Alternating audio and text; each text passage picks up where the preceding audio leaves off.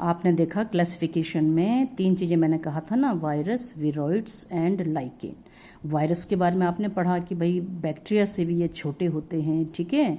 और किस तरह आपने देखा, चाहे टीएमवी हो, चाहे बैक्टीरियोफेज हो, है ना, या एड्स वायरस हो, इनकी बनावट आपने देखी। अब देखिए बच्चों, एक और टर्म आती है वीरोइड्स, है ना, वीरोइड्स। अब वीरोइड देखो नाम से लग रहा होगा, वीरोइड्स मीन्स वायरस लाइक। कैसे हैं बच्चों ये होते हैं वायरस लाइक, यानी विषाणु की तरह के हैं। तो विषाणु की तरह, लेकिन फ़र्क है इनमें और विषाणु में। फिर फ़र्क क्या है, ठीक है। अगर देखा जाए ना बच्चों, हमने कहा था कि जो वायरस हैं, विषाणु हैं, ये जीवाणु से भी छोटे हैं। लेकिन क्या आप जानते हैं बच्चों कि जो वायरस है ना, इनसे भी छोटे कण होते हैं जिनको हम कहते हैं वीरोइड, यानी वायरस से भी छोटे आकार के कण हैं। सोचिए वायरस है ना, कितना छोटा होता होगा, उससे भी छोटे कण हैं, उनको हम कहते हैं वीरोइड। और ये भी कैसे होते हैं बच्चों, पैथोजन। पैथोजन समझते हैं ना, रोग कारक, यानी रोग फैलाने वाले। तो ये भी रोग फैलाते हैं वायरसेस की तरह। अब आप कहोगे ये वायरस की ही तरह है, तो ये वायरस क्यों नहीं है, इनको वीरोइड क्यों कह रहे हैं हम, है ना। तो अंतर क्या है इनमें, देखिए ये जो वीरोइड होते हैं ना, इनमें सिर्फ एक छोटा सा क्या होता है, आरएनए। सिर्फ आप याद कीजिए, विषाणु में आपने देखा था आरएनए भी हो सकता है और डीएनए भी हो सकता है ना। लेकिन आप जानते हो इनमें सिर्फ आरएनए होता है, वो भी सिंगल स्ट्रैंड। कैसा, सिंगल स्ट्रैंड, मतलब एक ही इस तरह का स्ट्रैंड। क्योंकि डीएनए में तो आपको पता है कि भाई डबल भी होता है ना। तो आपने जैसे देखा था वायरसेस में, आपने देखा सिंगल स्ट्रैंड डीएनए भी हो सकता है, डबल स्ट्रैंड डीएनए भी हो सकता है, द्विचक्राकार। आरएनए एक चक्राकार भी हो सकता है, द्विचक्राकार भी हो सकता है वायरस में। लेकिन यहाँ देखो केवल एक ही चक्राकार, एक ही चेन हो सकती है, वो भी आरएनए की। वो भी कैसा, लंबा ना होकर के, वो भी गोल आरएनए टाइप का होता है, इसमें गोल होता है आरएनए, ठीक है। और एक तो सबसे बड़ी बात ये होगी, अब आप कहोगे ये तो वायरस जैसा, उसमें भी तो आरएनए होता है। तो देखिए दूसरी चीज़ क्या है, वायरस में आपने देखा था ये जैसे उसका डीएनए आरएनए है, लेकिन आपने देखा था बाहर से उसमें क्या होता है, एक खोल होता है ना। क्या खोल होता है वायरस में, प्रोटीन कवर होता है, या प्रोटीन का खोल होता है, जिसको आप कहते हैं कैप्सिड। क्या कहते हैं उसको हम, कैप्सिड। लेकिन बच्चों इस वीरोइड में कोई प्रोटीन खोल नहीं होता, यानी नो प्रोटीन कवर। कोई प्रोटीन का कवर या कोई प्रोटीन का कैप्सूल संपुट नहीं पाया जाता है। तो ये सिंगल बस आरएनए का ऐसा बना हुआ है ना, इसमें कोई सेल है और प्रोटीन का खोल भी नहीं है। तो एक सबसे जो मुख्य अंतर है वो क्या आया कि वायरस में है ना, हेरिडिटरी मटेरियल के साथ, आनुवंशिक पदार्थ के साथ बाहर प्रोटीन का खोल होता है। इसमें आनुवंशिक पदार्थ के बाहर कोई प्रोटीन का खोल नहीं पाया जाता है। पहला अंतर, लिखते भी जाओ साथ साथ। दूसरा अंतर क्या है कि वायरस में डीएनए आरएनए दोनों हो सकते हैं, जबकि वीरोइड में सिर्फ क्या हो सकता है, आरएनए। तीसरा अंतर देखिए, वायरस में, विषाणु में डीएनए आरएनए सिंगल और डबल स्ट्रैंड हो सकते हैं ना, एक चक्राकार द्विचक्राकार हो सकते हैं। जबकि वीरोइड में सिर्फ क्या होता है, आरएनए भी कैसा होगा, एक चक्राकार होगा। ठीक है बच्चों।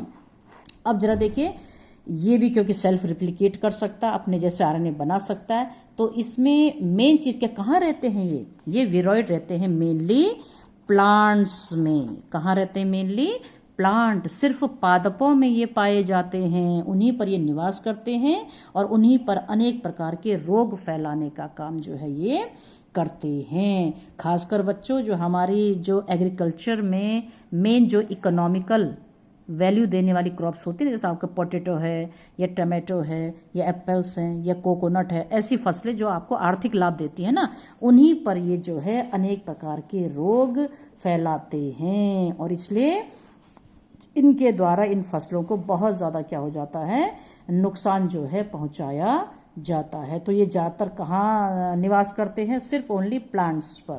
तो ये प्लांट को अफेक्ट करते हैं, एनिमल से कोई इनका ज़्यादा लेना देना नहीं है। खासकर किस क्रॉप को, फूड क्रॉप जो होती है हमारी, है ना, क्या क्रॉप बच्चों, फूड क्रॉप, खाना देने वाली जो फसलें हैं, उनको जो है ज़्यादा ये क्या करते हैं, अफेक्ट करते हैं। जैसे पोटैटो ट्यूबर स्पंडल डिजीज़ है, या टमाटो प्लांटा मैकोविरोइड है ना। ये ऐसे मतलब डिजीज़ हैं जो ये टमाटो पे, पोटैटो पे फैलाने का काम करता है। तो समझ में आ गया ना। तो वायरस और विरोइड में अंतर समझ में आया। वायरस से भी छोटे विरोइड हैं। विरोइड में सिर्फ आरएनए होता है, वो भी सिंगल स्ट्रैंड होता है। और विरोइड जो होते हैं सिर्फ आपके प्लांट को अफेक्ट करते हैं और खासकर फूड क्रॉप को जो है नुकसान पहुंचाने का काम करते हैं। क्लियर हो गया बच्चों। तो ये था आपके विरोइड, है ना। अब दूसरा हम देखते हैं बच्चों। विरोइड के बाद जरा देखते हैं एक और टर्म आपके पास है, और वो है बच्चों क्या, लाइकेन। क्या है बच्चों, लाइकेन, है ना। कभी आपने देखे हैं लाइकेन, देखे होंगे अगर आपने। चट्टानों पर आप देखिए, कोई पत्थर है या चट्टानों पर है, इसमें ये स्लेटी से रंग के, ब्राउन से कलर के इस तरह के पैचेज जैसे आपने चट्टान पे चिपके हुए देखे होंगे, ग्रे कलर के, है ना। या आपने किसी बड़े वृक्ष के तने पे आपने देखे होंगे चिपके हुए, है ना। क्योंकि ये जो लाइकेन्स होते हैं ना बच्चों, ये लाइकेन आप सोचो कि ये कोई एक प्लांट नहीं है ना। असल में क्या है कि लाइकेन में दो प्लांट एक साथ रहते हैं बच्चों, और वो दो प्लांट क्या है, एक तो है एल्गी, है ना, जिसको आप कहते हो शैवाल। एक तो है एल्गी, शैवाल, है ना। और एक होता है बच्चों फंगी। एक क्या है, फंगी, जिसको आप कहते हो कवक। ठीक है।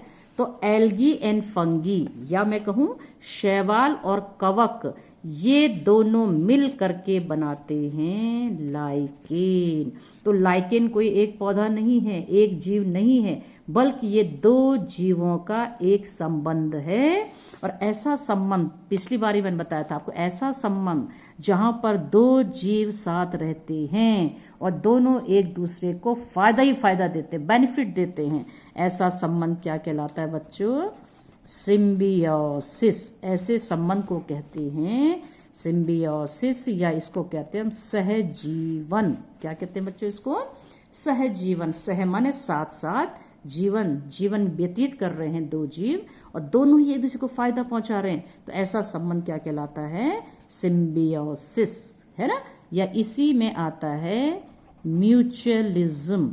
अब आप कहोगे म्यूचुअलिज्म क्या हुआ, है ना। म्यूचुअलिज्म का मतलब होता है इसको मतलब हिंदी में कहते हैं सहोपकारिता।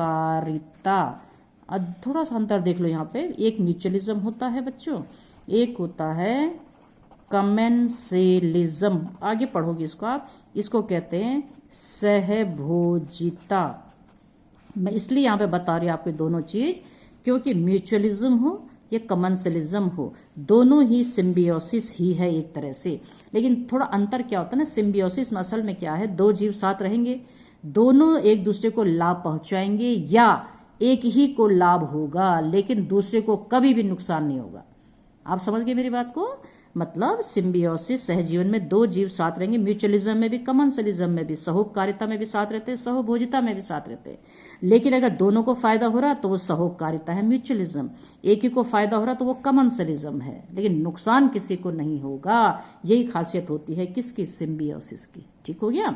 तो लाइकेन भी एक सहजीवन का सबसे बेस्ट एग्जाम्पल है बच्चों। ये सहजीवन का बेस्ट एग्जाम्पल है, क्योंकि इसमें भी दो जीव साथ रह रहे हैं, है ना। वो दो जीव क्या है, एक शैवाल है, इसमें एक कवक है। इतने क्लोज ये रहते हैं ना बच्चों कि यूं लगता है कि ये एक ही जीव है, आप पता ही नहीं कर सकते, इतना क्लोज होते हैं। ये किताब में एक चित्र आपको दिखाती हूँ, यहाँ पे देखिए, ये है लाइकेन। ठीक है बच्चों। और यहाँ देखिए, जब इसकी काटी जाए ना, कटिंग मतलब ये जो तना है, इसकी जब काटते हो ना आप, तो ये देखो कितना क्लोज। ये जो लंबे लंबे तंतु दिख रहे हैं, ये तो है कवक के तंतु, कवक तंतु बोलते हैं ना इनको। और ये गोल गोल से दिख रहे हैं आपको बीच बीच में इनके फंसे हुए, ये हैं एल्गल सेल, शैवाल की कोशिकाएं हैं। तो ये शैवाल की कोशिकाएं और ये कवक के तंतु देखो मिल करके कैसा लग रहा है, जैसे ये एक ही जीव हो, है ना। जबकि ये दो जीव हैं तो इतना क्लोज ये रहते हैं एक दूसरे के। ठीक है।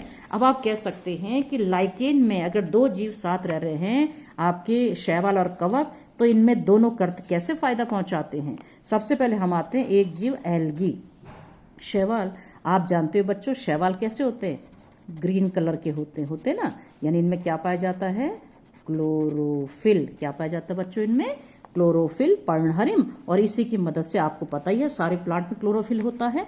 इसकी मदद से एक प्रोसेस करते हैं, फोटोसिंथेसिस। कौन सी प्रोसेस होती है बच्चों इनमें, फोटोसिंथेसिस, यानी प्रकाश संश्लेषण। कौन सी क्रिया, प्रकाश संश्लेषण। आप सभी जानते हो, आप तो हाई स्कूल से पढ़ते आ रहे हो भाई, प्रकाश संश्लेषण क्या हुआ। तो ये एल्गी जो होते हैं ना, शैवाल हरे रंग के होते हैं क्लोरोफिल के कारण, और ये भी फोटोसिंथेसिस करते हैं, और इसी फोटोसिंथेसिस की मदद से ये भोजन बनाते हैं। ठीक हो गया पहला काम। अब दोनों का देखना है पहले। अच्छा, अब आया आपका फंगी। अब क्योंकि तो चट्टानों में है ना, आप सोचो पेड़ की छाल में, तो भाई इसको एल्गी को पानी कहाँ से मिलता होगा फिर। ये तो ग्रीन खाली ये थोड़ी क्लोरोफिल ही चाहिए, आपको पता है वाटर भी चाहिए। चलो वायुमंडल से कार्बन डाइऑक्साइड भी ले लेगा, तो पानी कहाँ से लेगा ये, है ना। तो अब जरा यहाँ पे देखिए, बिना पानी के तो फोटोसिंथेसिस हो नहीं सकता। फंगी कवक क्या करते हैं, ये एक क्लोरोफिलस होते हैं ना बच्चों, एक क्लोरोफिलस। एक क्लोरोफिलस का मतलब क्लोरोफिल विहीन, इनमें कोई क्लोरोफिल नहीं होता है। तो जब क्लोरोफिल ही नहीं होगा तो क्या ये फोटोसिंथेसिस कर पाएंगे, बिल्कुल नहीं, है ना। तो कवक जो होते हैं ना बच्चों, ये रंगहीन होते हैं, इनमें कोई हरा रंग नहीं होता है, फोटोसिंथेसिस नहीं कर सकते। क्यों, क्योंकि इनमें क्लोरोफिल नहीं पाया जाता है। क्लियर हो गया। तो ये भोजन तो बना नहीं सकते हैं खुद ही, ठीक है। लेकिन कवक की एक विशेषता होती है बच्चों, ये वायुमंडल में जो नमी होती है, नमी मतलब पानी, उसको ये एब्जॉर्ब कर लेते हैं, ठीक है। अब देखिए, चलिए दोनों के काम समझ में आए आपके। अब दोनों साथ रह रहे हैं, तो एक को फायदा, दूसरे को क्या फायदा, देखो।